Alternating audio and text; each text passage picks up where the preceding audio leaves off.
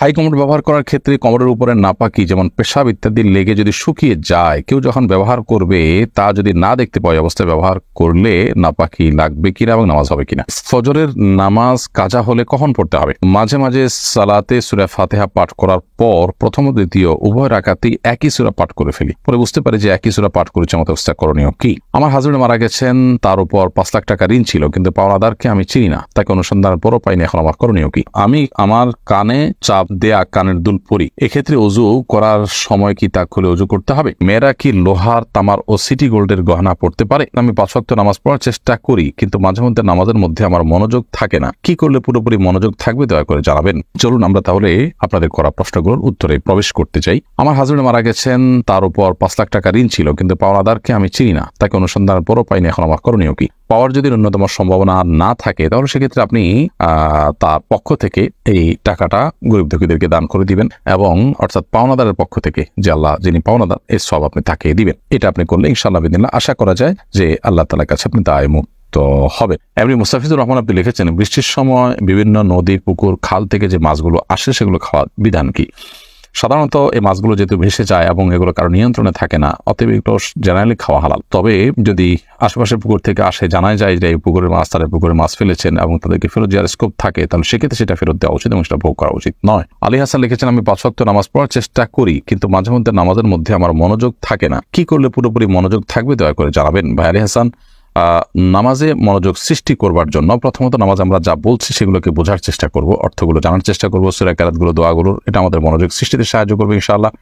এর পাশাপাশি নামাজে আমাদের যে সূরা কেরাতগুলো পড়ে থাকি আমরা, সেগুলো অর্থ সহকারে বুঝে পড়ার পাশাপাশি ধীরে ধীরে পড়বো, এবং রুকু, সিজদা, উঠা বসা যত সময় নিয়ে যত ধীরে ধীরে আপনি করবেন তত বেশি ইনশাআল্লাহ বিদিনিল্লাহ আপনার সালাতে মনোযোগিতা সৃষ্টি হবে ইনশাআল্লাহ তাআলা। সালাতে মনোযোগ সৃষ্টি হওয়ার জন্য আর অনেকগুলো উপায় আছে। একটি আর্টিকেল আমাদের অনলাইনে এখনো আছে, নামাজে মনোযোগ সৃষ্টির 33টি উপায়।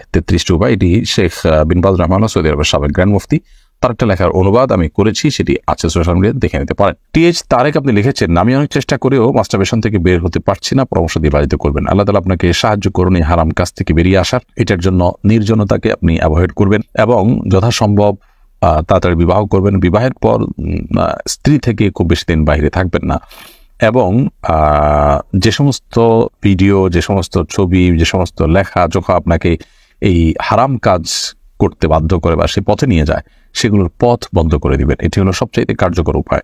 অতএব আপনি সোশ্যাল মিডিয়া থেকে যদি অভ্যাস হয়ে থাকে সেগুলো বন্ধ করে দেন, বা আপনার সেখান থেকে সেগুলো শেষ হয় ডিলিট করে দেন, আনইনস্টল করে দেন মোবাইল থেকে, অথবা স্মার্টফোন আপনি বিক্রি করে ফেলান, একটা বাটন ফোনে চলে আসেন। 6 মাসের জন্য যদি নিজেকে একটু এভাবে আপনি পরিবর্তন করতে পারেন ইনশাআল্লাহ বিদিনিল্লাহ আল্লাহ তাআলা আপনাকে সাহায্য করবেন। শারমিন বিথি আপনি লিখেছেন, মেয়েরা কি লোহার, তামার ও সিটি গোল্ডের গহনা পড়তে পারে? মেয়েরা স্বর্ণ এবং রূপার বা অন্যান্য যে সমস্ত পাথর ইত্যাদি আছে সে সমস্ত কিছুর গহনা ইত্যাদি পড়তে পারেন। এছাড়া তামা কিংবা লোহা এটা পড়া জায়েজ নয়। সিটি গোল্ডে পড়তে পারেন। তামা লোহার ব্যাপারে নবী করিম সাল্লাল্লাহু আলাইহি ওয়াসাল্লাম হাদিসে পরিষ্কার নিষেধাজ্ঞা রয়েছে। জাহান্নামীদেরকে লোহা পরানো হবে, এটা মানুষের শরীরের কোনো অলংকার হওয়া হতে পারে না। নবী সাল্লাল্লাহু আলাইহি ওয়াসাল্লাম জন্য এটাকে নিষেধ করেছেন, জাহান্নামের সাথে সাদৃশ্য যেন না হয়। আর তামার ক্ষেত্রেও হাদিসে নিষেধাজ্ঞা রয়েছে, যার কারণে তামা, লোহা এগুলো আমরা ব্যবহার করবো না। তবে আমাদের কোনটা সিটি গোল্ড, এমনি সাধারণ স্বর্ণ বা রূপা বা অন্যান্য যে সমস্ত মূল্যবান ধাতব আছে এই লোহা এবং তামা এগুলোর বাইরে সেগুলো করতে পারেন। এরপরের প্রশ্ন হলো, মাঝে মাঝে সালাতে সূরা ফাতিহা পাঠ করার পর প্রথম ও দ্বিতীয় উভয় রাকাতেই একই সূরা পাঠ করে ফেলি, পরে বুঝতে পারি যে একই সূরা পাঠ করেছে, আমাদের অবস্থা করণীয় কি? এটা অনেকেরই হয় যে আমরা সালাত আদায় করার সময়, নামাজের সময় প্রথম রাকাতে সূরা ফাতিহার পরে যে সূরা মিলিয়েছি, দ্বিতীয় রাকাতে সূরা ফাতিহার পরে একই সূরা মিলিয়েছি, তো এটাতে নামাজ হয়ে যাবে, কোনো অসুবিধা নেই, নামাজ আদায় হয়ে যাবে এবং এর কারণে আপনার কোনো গুনাহ হবে না। কারণ হলো একই সূরা আদায় করা এটা কোনো ওয়াজিব তরক হওয়ার মতো বিষয় নয়, তবে এটা অবশ্যই ইচ্ছাকৃতভাবে করা উত্তম, কারণ নবী করিম সাল্লাল্লাহু আলাইহি ওয়াসাল্লাম এটি করতেন না। তিনি প্রথম রাকাতে যে সূরা বা কেরাত পাঠ করতেন, দ্বিতীয় রাকাতে তার সাথে ছোট এবং ক্ষুদ্র সূরা পাঠ করতেন, অর্থাৎ ভিন্ন সূরা পাঠ করতেন। এটাই তার সুন্নাহ। বিধায় এটা ইচ্ছাকৃত করা অনুচিত হবে, করলে অনুত্তম হবে, সুন্নাহর খেলাফ হবে, আর ভুলে হয়ে গেলে নামাজ হয়ে যাবে, কোনো অসুবিধা নেই। এরপর আমাদের ইউটিউব চ্যানেল থেকে একটি প্রশ্ন আমরা নিচ্ছি, আমি আমার কানে চাপ দেয়া কানের দুল পরি, এক্ষেত্রে অজু করার সময় কি তা খুলে অজু করতে হবে? চাপ দেয়া কানের দুল পরেন আপনি, হয়তো সম্ভবত টিপ কানের দুল পরার কথা বলেছেন। তো এখানে অজু করার সময় আপনার হালকা একটু নাড়া দেওয়ার মতো ব্যবস্থা থাকলে একটু নাড়া দিবেন, বাস নিশ্চয়ই একটু নড়ার মতো ব্যবস্থা থাকবে, তাতে একটু নাড়া দিবেন, তাতেই চলবে ইনশাআল্লাহ, খুলেই প্রত্যেকবার আপনাকে ওযু করতে হবে এটা জরুরি না। আর যদি এত টাইট থাকে যে আসলে সেটা কোনোভাবে মুভ হয় না, ফিক্স হয়ে থাকে, তাহলে সেক্ষেত্রে আপনার এ ধরনের গহনা খুলে তারপরে ওযু করতে হবে। বিশেষ করে আপনার কানের ছিদ্র বা গহনার নিচের অংশে পানি পড়ছে না, এরকম যদি হয় তাহলে সেক্ষেত্রে আপনি খুলে নেবেন। সচরাচর এরকম হয় না, বিধায় একটু নাড়া দিলেই চলবে। এরপর প্রশ্ন হলো যে ফজরের নামাজ কাজা হলে কখন পড়তে হবে? ফজরের নামাজ যদি কাজা হয়ে যায় তাহলে আপনি ঘুমের কারণে কাজা হলো, যে কোনো কারণে কাজা হয়ে গেল, ভুলে গেছেন সে কারণে কাজা হলো, যদি এরকম হয় তাহলে সেক্ষেত্রে যখনই আপনি উঠবেন সাথে সাথেই দ্রুত সম্ভব নামাজ পড়ে ফেলবেন। আর যদি আপনি এমন সময় উঠেন যখন সূর্য জাস্ট উদিত হচ্ছে, তাহলে অপেক্ষা করবেন সূর্য উদয় হওয়ার 20 মিনিট পর আপনি নামাজ পড়বেন। আর যদি এর পরে হোক তাহলে পরে হয় তাহলে যে কোনো সময় সকাল 7টা 8টা 9টা 10টা যখনই হয়, আবার ঠিক দ্বিপ্রহরের আগ পর্যন্ত যদি সময় থাকে যখনই হয় তখন আপনি নামাজ পড়বেন।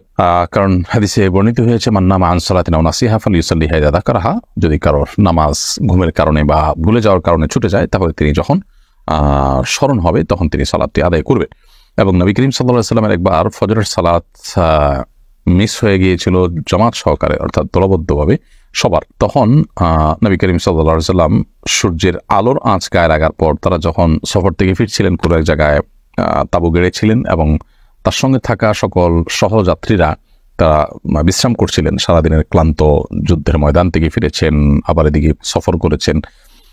এই ক্লান্তির কারণে ঘুম এত ভার হয়েছে যে ফজর নামাজের ওয়াক্ত পার হওয়ার পর সূর্য ওঠার পর তারা ঘুম থেকে উঠেছেন, তখন তারা আজান দিয়ে জামাতের সাথে নামাজ পড়েছেন। এই জন্য নামাজ কাজা হয়ে গেলে যখনই উঠবেন তখনই পড়ে ফেলবেন, কিন্তু এটা যেন নিয়মিত না হয়। এটা জীবনে একবার দুইবার কালে ভদ্রে এটা হতে পারে। হাই কমোড ব্যবহার করার ক্ষেত্রে কমোডের উপরে নাপাকি যেমন পেশাব ইত্যাদি লেগে যদি শুকিয়ে যায়, কেউ যখন ব্যবহার করবে তা যদি না দেখতে পায় অবস্থায় ব্যবহার করলে নাপাকি লাগবে কিনা এবং নামাজ হবে কিনা। হাই কমোড ইত্যাদি ব্যবহার করার সময় যদি কমোডের উপরে যেখানে বসে সে জায়গায় যদি পেশাব লেগে যায়, লেগে যদি শুকায় যায়, এভাবে শুকায় যায় যে আপনি ওখানে বসার পর আপনার শরীরের কোনো গন্ধ লাগে নাই বা আপনি গন্ধ অনুভব করেন নাই, তাহলে অসুবিধা নেই। আর যদি গন্ধ লাগে আপনার শরীরে সেটার আলামত থাকে তাহলে সেটা আপনাকে ধুইতে হবে। এই জন্য ভালো হয় এই জায়গাগুলোকে খুব ফ্রেশ করে তারপরে বসা, যদি পাবলিক প্লেস হয়, এমনকি ঘরবাড়িতেও যদি থাকে সেগুলো পরিচ্ছন্ন করে রাখা।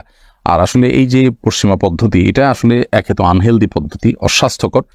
পায়খানা মানুষের ক্লিয়ার হয় না, নানান রকমের রোগ এখান থেকে তৈরি হয়, সে সাথে এখানে অপরিচ্ছন্নতার ব্যাপারটাও রয়েছে। বিধায় এটা অ্যাভয়েড করতে পারলে ভালো, কিন্তু যদি কেউ করেন তাহলে সেক্ষেত্রে অবশ্যই এদিকটা খেয়াল রাখতে হবে যে নাপাকিতে থাকলে পরিষ্কার করে বসবেন। যদি শুকিয়ে যায় এবং বসার ফলে সেখানে নিজের শরীরে সেটা কোনো আলামত দুর্গন্ধ ইত্যাদি না লেগে থাকে তাহলে অসুবিধা নেই।